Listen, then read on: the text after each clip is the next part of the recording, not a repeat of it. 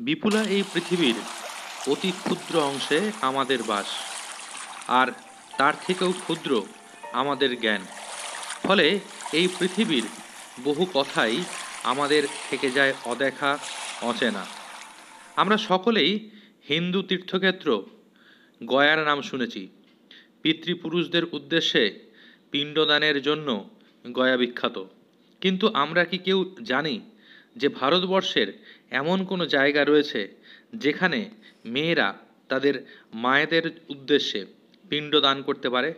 আমাদের অনেকেরই অজানাতা, আর সেই অজানার খোঁজে আজ আমাদের যাত্রা। মালদা জেলার ইতিহাস প্রসিদ্ধ স্থান গৌড়, আর এই গৌড়ের প্রসিদ্ধ ফিরোজ মিনারের পাশে আমবাগানের মধ্যে রয়েছে গয়েশ্বরী মন্দির বা গৌরেশ্বরীর মন্দির। ভারতবর্ষের মধ্যে এটিই একমাত্র জায়গা যেখানে মহিলারা জ্যৈষ্ঠ সংক্রান্তির দিন তাদের মাতৃকুলের উদ্দেশ্যে পিণ্ডদান করতে পারে। মালদা বাইপাস ধরে আমরা এগিয়ে চললাম সুস্তানি মোড়ের দিকে। সামনেই সুস্তানি মোড়, একটি রাস্তা ফারাক্কার দিকে আর একটি রাস্তা মহদীপুরের দিকে গেছে। আমরা মহদীপুরের রাস্তা ধরবো, কারণ এই রাস্তা ধরে এগোলে পরেই পথে পড়বে গৌড়।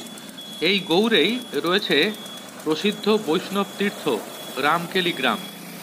প্রতি বছর জ্যৈষ্ঠ সংক্রান্তি তিথিতে চৈতন্যদেবের আগমনকে স্মরণ করে 4 দিনব্যাপী রামকেলি উৎসব ও মেলা অনুষ্ঠিত হয়। আর এই রামকেলি মেলারই অন্যতম আকর্ষণ হলো মাতৃপিণ্ডদান। আজকের এই গয়েশ্বরী মন্দির দর্শনে আমার সাথে রয়েছেন আমার স্কুলের সহকর্মীরাও। যেহেতু আজ জ্যৈষ্ঠ সংক্রান্তি, তাই আজ থেকেই শুরু হয়েছে পবিত্র রামকেলি মেলা। আমরা গৌড়ের দিকে এগিয়ে যেতেই রাস্তার দুধারে দেখতে পেলাম অসংখ্য গাড়ি দাঁড়িয়ে আছে এবং ভক্তবৃন্দরা ক্রমশ রামকেলির দিকে এগিয়ে চলেছে। তো আমরা একদম এসে পৌঁছেছি গৌড়ের ঢোকার রাস্তাতে। এই রাস্তা দিয়ে গেলে পরেই সামনেই দেখতে পাচ্ছ তোরণ রয়েছে, রামকেলি গ্রাম এখান থেকেই শুরু। তো আমরা এই রাস্তাটাকে এড়িয়ে যাব, তার কারণ হলো এখান দিয়ে গেলে পরে অনেকটা ঘুরে যেতে হবে এবং প্রচুর সময় লাগবে। এই রামকেলিকেই বলা হয়ে থাকে গুপ্ত বৃন্দাবন। শোনা যায় বাংলার সুলতান হুসেন শাহের দরবারের নির্ভরযোগ্য পারিষদ রূপ গোস্বামী এবং সনাতন গোস্বামী চৈতন্যদেবের সান্নিধ্যে এসে রাজসভার কাজ থেকে সরে যেতে চাইলে সুলতান তাদেরকে ছাড়তে চাননি। তিনি কথা দিয়েছিলেন যে রাজ্যে থাকার বিনিময়ে তারা যা চাইবে তাই তিনি মেনে নেবেন। সুলতানের এই কথা শুনে 2 ভাই রূপ আর সনাতন রামকেলিকে বৃন্দাবনের রূপ দেন।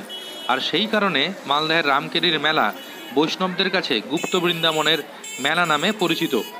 1515 খ্রিস্টাব্দে রূপ সনাতন গোস্বামীকে এই জ্যৈষ্ঠ সংক্রান্তিতেই বৈষ্ণব মন্ত্রে দীক্ষা দিয়েছিলেন মহাপ্রভু। এই মুহূর্তে দাঁড়িয়ে রয়েছি লুকোচুরি গেটের সামনে। এখান দিয়েই আমরা সোজা ভেতর দিকে যাব। লুকোচুরি দরজা বা শাহী দরওয়াজা 1655 খ্রিস্টাব্দে বাংলার সুবেদার শাহ সুজা গৌড় দুর্গে প্রবেশ করার জন্য এই দরওয়াজাটি তৈরি করেন। এটি প্রায় উচ্চতায় 65 ফুট এবং চওড়ায় 42 ফুট। এর দুদিকে যে ঘরগুলো দেখা যাচ্ছে এগুলো প্রহরীদের থাকার জন্য ছিল এবং ওপরে ছিল নহবতখানা। আমরা লুকোচুরি পেরিয়ে এলাম। এই মুঘল স্থাপত্য রীতিতে তৈরি। শোনা যায় সুলতান তার বেগমদের সাথে লুকাছুপি খেলার জন্যই এই গেটটি তৈরি করেছিলেন এবং সেটাই পরবর্তীকালে লুকোচুরি হয়েছে। আর এর থেকে সামনের দিকে এগিয়ে গেলেই পড়বে কদম রসুল। আরবি শব্দ কদম ই রসুল কথার আক্ষরিক অর্থ হলো প্রেরক বা রসুলের পদচিহ্ন। আমরা কদম রসুলের দিকে এগোচ্ছি। এই মসজিদে নাকি হযরত মুহাম্মদের পদচিহ্ন ছিল, তাই একে বলা হতো কদম রসুল। তবে শোনা যায় যে এই হযরতের পদচিহ্নটি পান্ডুয়ার 13 শতকের সাধক জালালউদ্দিন তাবরিজির ধ্যান কক্ষ থেকে নিয়ে আসা হয়েছিল। এই কদম রসুল মসজিদটি তৈরি হয়েছিল 1530-31 সালে। নির্মাণ করেছিলেন সুলতান নসরত শাহ।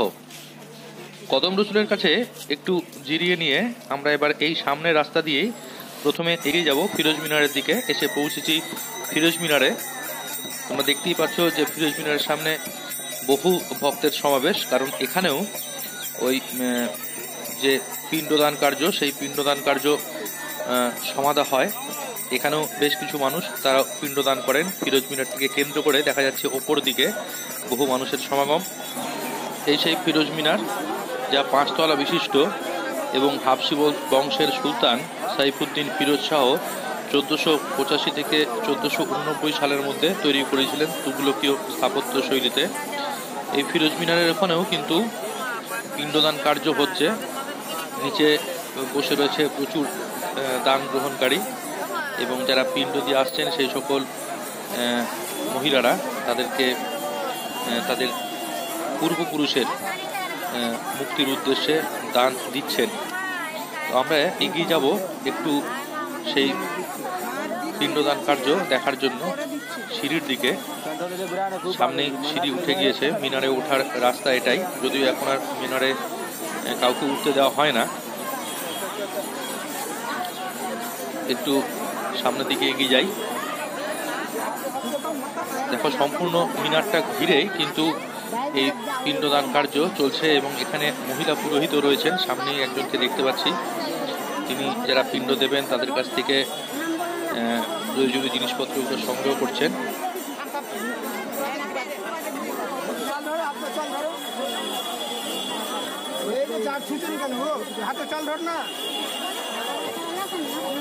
চারপাশে প্রচুর মানুষের ভিড়, প্রচুর মহিলারা এখানে পিণ্ডদান কার্য করছেন।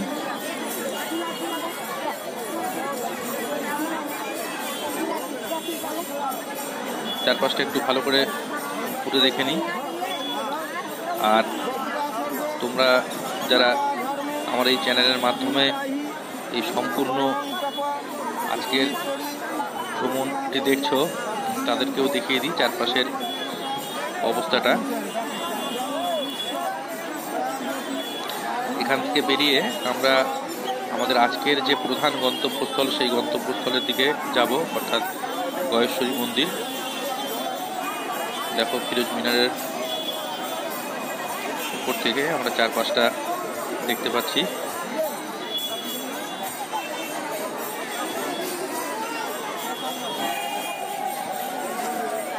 ফিরোজ মিনারের নিচেই বসে রয়েছে দান গ্রহণকারীদের দল। যারা পিণ্ড দিতে আসছেন তারা তাদের সামর্থ্য মতো চাল, টাকা পয়সা ইত্যাদি তাদেরকে দিচ্ছেন।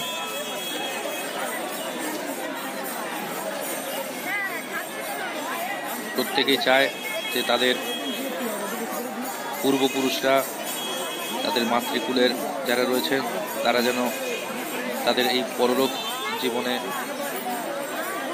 ঈশ্বরের চরণে স্থান পায়। আমরা ফিরোজ মিনারে আর বেশি দেরি করব না, তার কারণ এরপরে ভিড় আরও বাড়বে এবং ফেরার রাস্তাতেও জ্যাম দেখা দেবে। আমার স্কুলের 3 সহকর্মী রয়েছে, বিধানদা, সম্পদবাবু, জয়ন্তবাবু। আমি শুধু পিছনে পড়ে গেছি ছবি তোলার জন্য। এবার একটু পা চালাতে হবে। এসে পৌঁছে গেছি গয়েশ্বরী মন্দিরের কাছে, যে জন্য আজকে এই গৌড়ে আসা। ভারতবর্ষের মধ্যে একমাত্র এই জায়গাতেই মাতৃপিণ্ড দানের প্রথা রয়েছে। তার কারণ গয়া বা কাশীতে পিণ্ডদান প্রচলিত থাকলেও সেখানে পিতৃপিণ্ড দেওয়া হয়ে থাকে। রামকেলিতেই কেবলমাত্র মহিলারা সুযোগ পান। জ্যৈষ্ঠ সংক্রান্তির দিন থেকেই এই পিণ্ডদানের কাজ শুরু হয়, চলে 3 দিন ধরে। বাইরে যথেষ্ট লোকের ভিড়। আমরা ভিড় টেনে সামনে এগিয়ে যাচ্ছি মন্দিরের দিকে। এই হলো মন্দিরের প্রবেশ পথ। এই মন্দির প্রাঙ্গণেই পিণ্ডদান পর্বটি সুসম্পন্ন হয়। মৃত্যুর 12 দিন পর থেকে মায়ের আত্মার শান্তি কামনায় পিণ্ড দিতে পারে মেয়েরা। সনাতন ধর্ম মতে পরপর 3 বার এখানে এসে পিণ্ড দিতে হয়। এই যে এখানে দেখা যাচ্ছে একটি কুণ্ড রয়েছে, ছোট্ট একটি কৃত্রিম কুণ্ড। এ হলো বৈতরণী পার হওয়া। 3 বার এই বৈতরণী পার হতে হয়।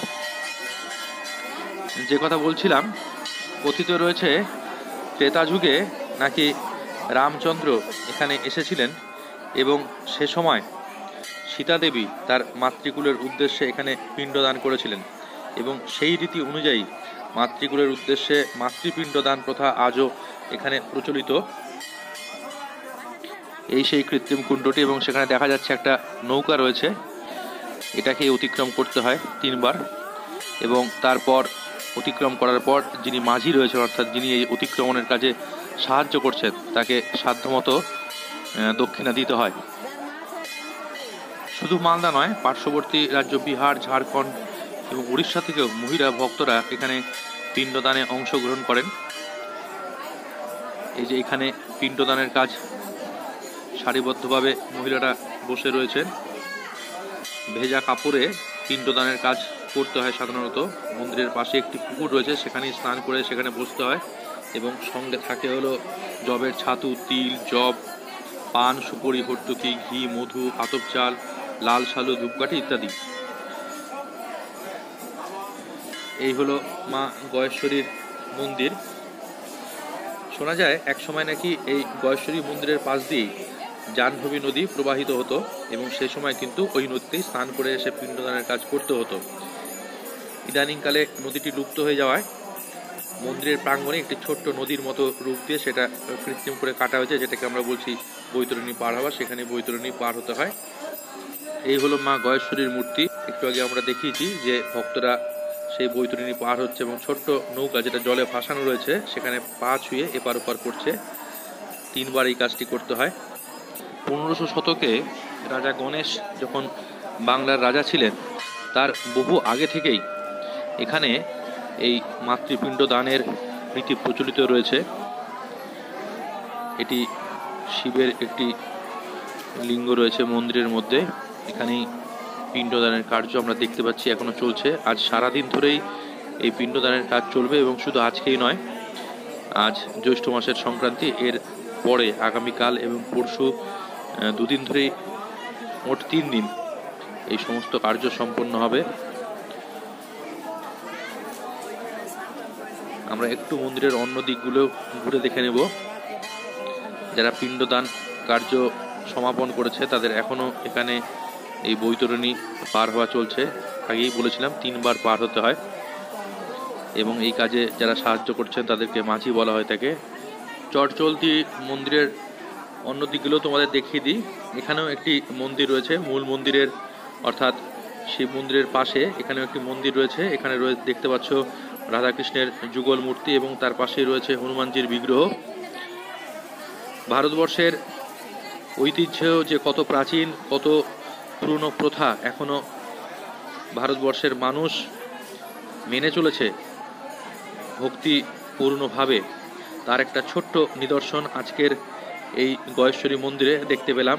যে মাতৃপিণ্ড দানের মতো একটি প্রথা যে আমাদের হিন্দু ধর্মে রয়েছে, তা আজ দেখে সত্যি ভালো লাগলো। আজকের ভিডিও এতটাই। যদি ভিডিওটাতে ভালো লাগে তাহলে অবশ্যই একটা লাইক দিও, এবং চ্যানেলে নতুন হয়ে থাকলে অবশ্যই চ্যানেলটা সাবস্ক্রাইব করো।